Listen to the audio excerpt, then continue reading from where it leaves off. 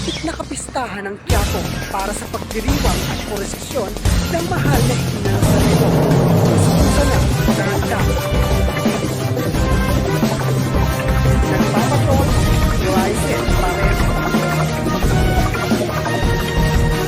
Susunod na paghahanda ng mga sinungaling na tatagsa.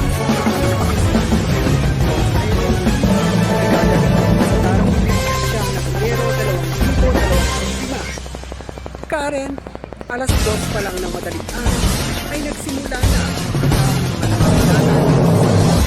Quiapo Church kung saan ay inaasahang dadagsa pa ang libu-libong mga deboto at mga namamanata na dadagsa at sasama sa nasabing prosesyon ng mahal na Itim na Nazareno.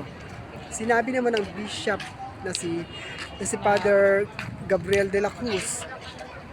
Sinabi naman ng Bishop na si Father Gabriel de la Cruz na pipilitin nilang sakupin ang lahat ng mga nasasakupan ng simbahan para hindi ito maging masikip para sa mga namamanata at inaasahang dadagsa pa sa loob ng simbahan ng mga mananalangin at sasama sa prosesyon. Sinabi naman ng mga at nakahanda na rin ang mga pulis at sinabi naman ng chief ng pulis na si Mr. Robert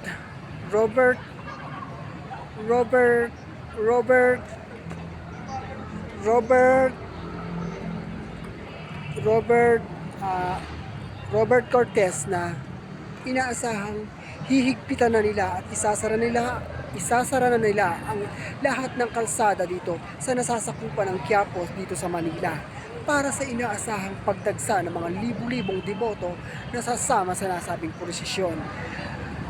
Karen, makikita natin dito ang mga tao na nagsimula na nga po sila para sa kanilang mga replika ng mahal na Itim na Nazareno na nagsimula pa lang ito sa ika-2 ng Enero 2029 at inaasahang ito ay isa sa paghahanda ng mga tao para sa araw ng piyesta ng mahal na Itim na Nazareno.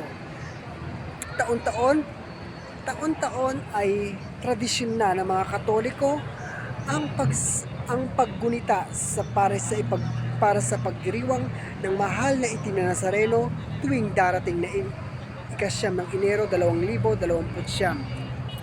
At ito po ang mga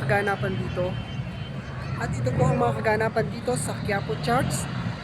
Glycen Pareho, ABS-CBN News, Quiapo Church.